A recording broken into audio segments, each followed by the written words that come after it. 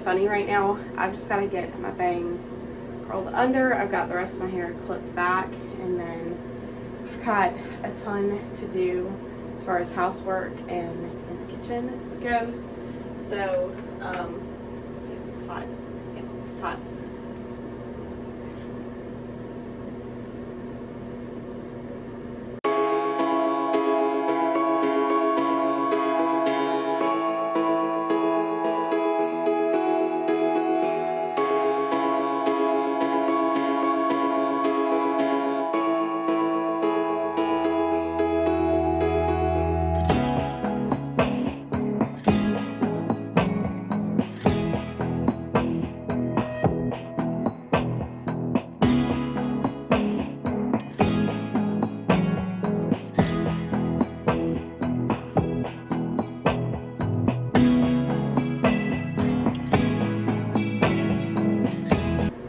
Wacky because I haven't styled them in a couple days, so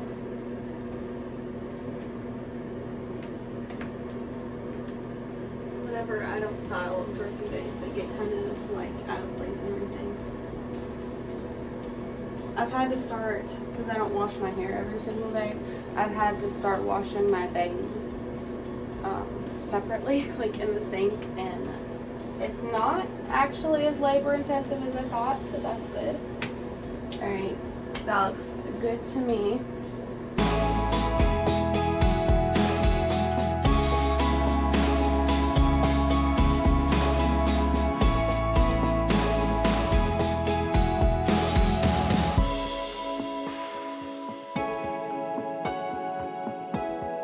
Alright, now let's go do some laundry. Alright, it took me a minute. I had to gather like towels and washcloths from the shower and get like the hand towels down from the guest room and stuff and replace it. Something in my eye. I have clothes to wash too. Lately I've been really good about on Monday at the beginning of the work week just washing as many loads as I can in that one day. But I prioritize my husband's work clothes, and sometimes I'll wash them multiple times a week.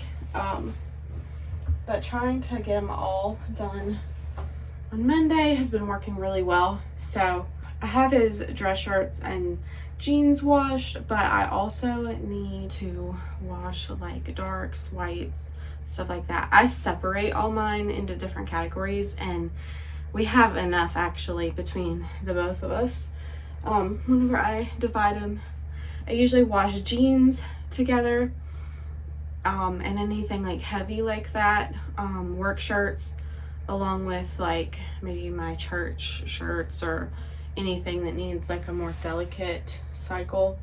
And then I wash whites separately just so I can brighten them, and then darks separately. So maybe it wouldn't be such a pain if I didn't separate them, but it works. It gets them clean like I like them. So I'm just gonna wash these towels, and then if I don't get distracted doing something else later, I will put in a load of darks, most likely. Okay. Wash these.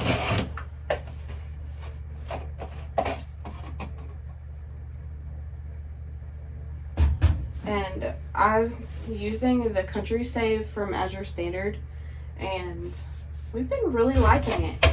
You can't smell it. I do enjoy just smell it, which I did get the unscented. Yeah, it's unscented, but I just enjoy the smell of like fabrics and stuff. So I don't mind the, what is my hair doing? Like it looks like I'm bald right there. It's stuck underneath the rest of my hair. Okay. There it is. I'm sorry, y'all. Okay, and then I got that other side. Okay. Anyway.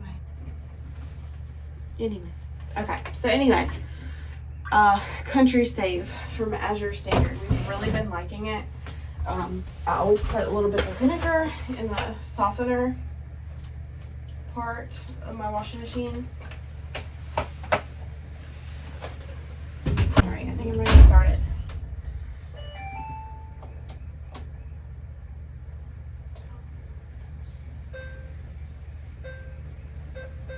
Alright, I'm gonna go sanitize this basket, and then I think next I actually have to go out in town and take my trash out. I'm actually gonna have a quick breakfast before I go out into town, because if I don't do it now, whenever I come back, I want to get a whole bunch of stuff done, and I probably won't want to stop to eat.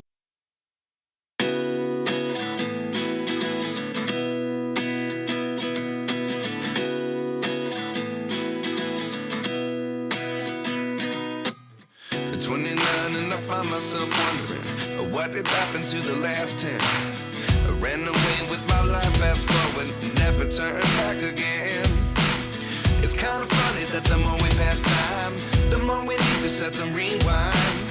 And 19 was the year I had to leave you, but now I'm seeing all the signs. Is this really happening? I can't believe it's true. I'm just as surprised as you. Is this really happening? I can't be too sure, but one day I'll be yours again.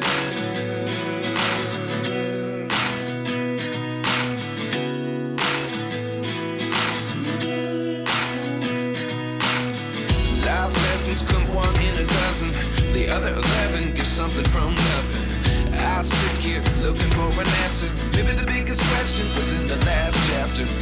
You gave me the soul I have today. Without you I never could have moved away. But now I see what you teach. I do believe I always should have stayed. Yeah. Is this really happening? I can't believe it's true. I'm just as surprised as you. Is this really happening? I can't be too sure, but one day I'll be yours again. One day I'll be yours.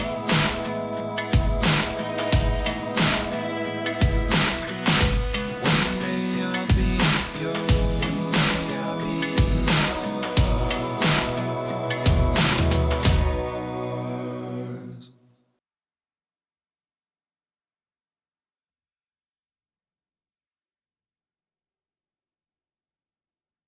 I let this dry on the porch upside down. Normally I don't rinse it out if there's not a huge mess, but it was all sticky and really smelly, like strong. Hey friends, welcome back, or welcome if you're new. I realize I never introduce myself on my channel. I'm sorry. I'm Caroline, and over here we do all things like thrifting, homemaking, and anything to do with stewarding our homes, which ties into homemaking, but whatever. So today, earlier you saw me sort through our recycling. That's something that's really important to both me and my husband, is recycling. And you really can see how much waste you're making whenever you sort it out and actually take the time to recycle your stuff instead of throwing it all into the garbage can. So I've noticed after buying in bulk, we've actually been using less recycles, which makes it easier on me because I don't have quite as huge of a pile and it doesn't build up so fast. So we've been using less plastic, I've noticed, even though we still have the milk jugs and juice bottles or whatever. So here I am just loading the dishwasher, and you'll notice that I talk more in the beginning of the video and less later on. That's because once my dishwasher is going on, it is loud, and I really needed to run it, as you can see, and I was cooking and stuff later, so it just needed to run. So you'll just have to hear me talk in more of it than usual. And here I'm just showing you like how the Azure products I've been using are going. I'm not an affiliate with them, by the way. I think I have a code, like a referral code that anybody can get if they shop through them. So, and that's in the description box if you want to use it. But I'm not affiliated with them or anything. I just like to show you, since I do hauls and stuff for Azure. Okay, so I'm going to, here's the dishwasher. I'm just going to go ahead and make the au gratin. I think that's what I'm going to do. So anyway, like I was saying, I just like to show you that I'm using the products if I like them, kind of thing, to give you updates, because you get to see the Azure hauls, but you don't always get updates on if I actually like the products. So that's just what I'm trying to do. So here I'm shredding up some cheese in my Ninja like food processor blender combo, and it works really well and really fast, as you can see. I decided not to do the second block of cheddar that I had, because I thought this was enough. But I'm making au gratin because I had church to go to that night, and we were eating like a potluck meal. So I was making potatoes au gratin, and I don't have a recipe for it, but I'll tell you what I'm doing as I do it. Okay, so I've got a little saucepan here, and I'm just putting in some butter and letting it melt. And then it's probably like a 1/4 cup of butter, or half of a stick. And then I put about equal parts of flour, and then I just stir it up, let it get thick.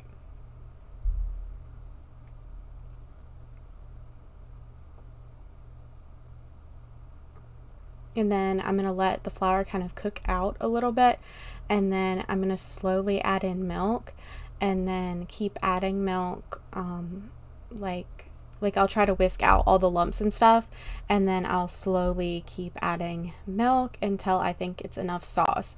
Like I said, I don't have a recipe, so I just kind of eyeballed everything, and it is really simple to do that way. So if you're not used to eyeballing things in the kitchen, this would be an easier thing to eyeball. Okay, and then I just start adding my seasonings. And honestly, I started adding the seasonings before it got thick, because it's also going to go into the oven after, and any extra sauce is going to get thick. I learned my lesson though. The last time I made this without a recipe, I made too much sauce. It looked like enough, but then it gets more liquidy in the oven. So use a little bit less sauce than what you need, because you're going to cook it covered, and you won't need as much as you think you will.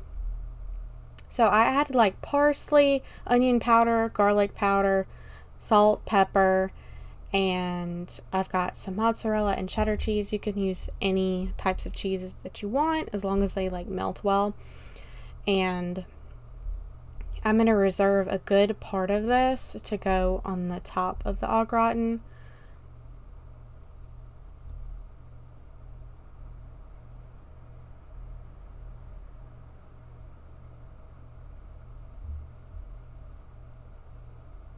Okay, and then I'm just going to stir it up really well, and you'll get to see a few nice cheese pulls. See? Woo, look at that cheese pull. It looks so good. Alright, and I actually washed more potatoes than I needed, so you'll see that I had like 3 yellow potatoes that I didn't end up using. Also, I leave the skins on, and I've done this with russet potatoes too, but obviously the yellow potatoes have a thinner skin. So I'm just sprayed the pan with some avocado oil spray, put a little layer of the sauce down so that the potatoes aren't touching the bottom of the pan directly.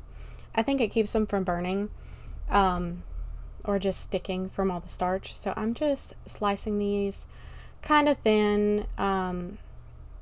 I try to make them the same size, but you know how it goes. So I'm just layering them in the pan, and then once I get like a thick enough layer of potatoes, I just layer more sauce on, and I think I ended up doing like 3 layers of sauce.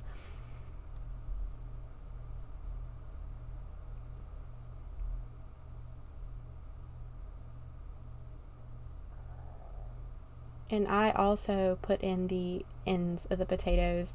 It doesn't look super pretty there, but it's fine. It's rustic. Okay, and then once I got all my layers of potatoes in, I'm just topping it with all that cheese. And I bake this covered so it locks in the moisture and it cooks all the way. Our gratin takes a long time to cook, especially if you don't cover it. And the potatoes will... Alright, it's done. There was about 3 potatoes that I didn't have enough sauce for, so I'm just gonna leave those out. Maybe I'll cook them with some meat for my lunch or something like that. Got a lot of cheese on top. So I'm not gonna bake this yet because the church function isn't until tonight and it would be way too early to bake it. But what I do is I actually cover it with like aluminum foil or whatever. Excuse me. I'm gonna bake it at 450 degrees Fahrenheit for probably at least an hour, and then I'm gonna poke a fork in it to see if it glides through the potatoes, and then I'll know that it's done whenever the potatoes are tender. Then once it's done, if the top isn't brown enough to my liking, I'll just take off the aluminum foil and put it on the broil, the oven on broil, and then broil it for probably like 5 minutes or less, and then it'll all be ready to take. So it's super easy. I know I didn't use a recipe, I'm sorry, but it is easy to follow along. Basically, as long as you have enough sauce to potatoes and you keep it covered, it'll keep that moisture locked in, and the potatoes will cook faster without like drying out and stuff. So I'm gonna get this sort of cleaned up and put a lid on this and get started on the next thing. It's actually just gonna see if the trash can is dry. Yep, looks dry enough. It looks, or it sounds, there it is. It looks like it might rain later on. We'll see. But over there, it looks so pretty over there. You'll see me talking really soon, but basically I'm just telling you that my pantry is still clean. You can see like some pieces of stoneware down there, but it's because I have a pan to wash that goes underneath the whole stack of stoneware. But that's what I'm telling you, is I'm enjoying that my pantry is still clean since the pantry clean out video.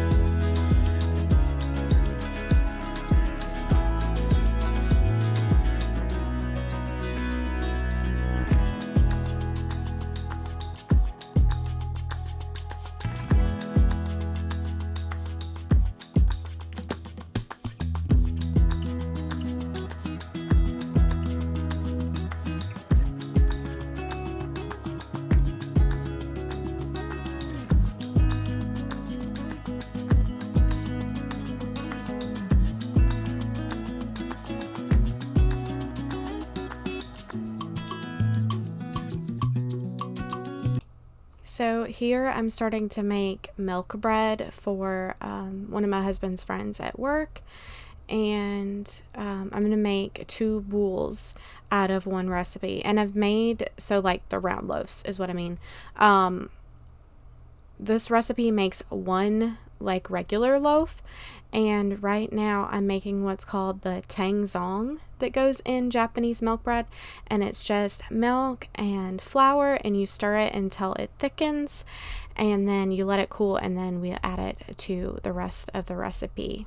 But I have the recipe linked in the description box. I'm not going to go through it exactly because I've made it several times here on this channel, but I will leave the recipe linked for you, and you kind of get an idea by watching me do it. But it's going to thicken up like that, almost like a roux or like a bechamel sauce, but it's just milk and water. I mean, milk and flour.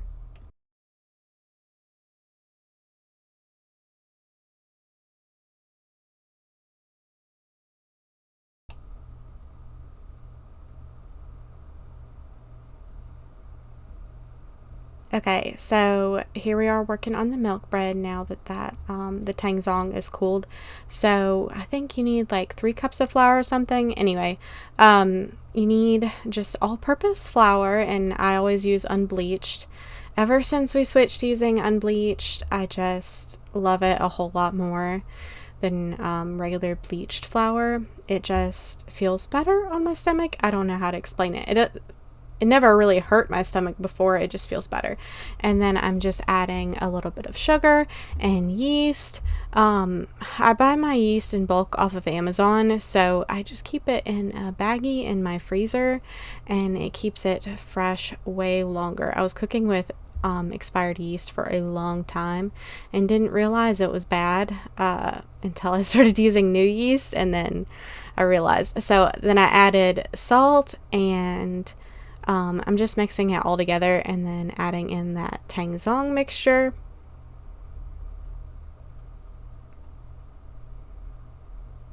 And normally I make this recipe in my stand mixer, but I have to make a double batch at least because I have a larger KitchenAid, and the dough hook won't grab on to the dough if there's not enough dough in it. So here I'm just adding melted butter. I think it's about a half stick, an egg, and some milk. And I'm just giving it a real good stir.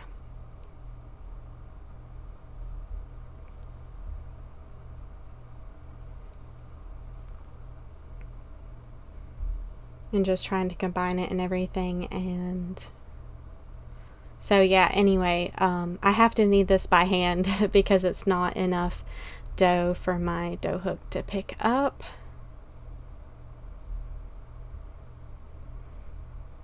And if you knead it by hand, you knead it for like 8 to 10 minutes. Because it's a more enriched dough, like with the butter and egg and milk and everything in it, it needs to be kneaded a little longer to develop the right amount of gluten, because adding those things in it keeps the gluten from developing as fast. This is all gratin all done. I just wanted y'all to be able to hear all those bubbles, and it's nice and browned. Okay, and now my bread has risen, and we're just gonna make like a cross pattern on it with my scorer. I forgot bread lame, that's what it's called, the thing that cuts into it. I'm just mixing up an egg wash with a whole egg and some milk, and I just do a simple scoring design on these. They didn't rise as much as I would have liked them to, but my house was a little bit colder on this day than it usually is because of the rain. So, and then after I score it, I'm just going to brush some of that egg wash on. I try to do the egg wash after I score it, just so that the bread lame doesn't get all gunky from the egg wash. and it stays cleaner that way, because I really don't want to be washing a razor blade or replacing it if I don't have to. Alright, and then I'm just going to bake these for about 20 minutes, and then you cover them so they don't get too dark, and then you bake them for about 15 more minutes. And there they are. They look so beautiful. Thanks so much for joining me, y'all. I had a great time hanging out, and I'll see y'all soon. Bye!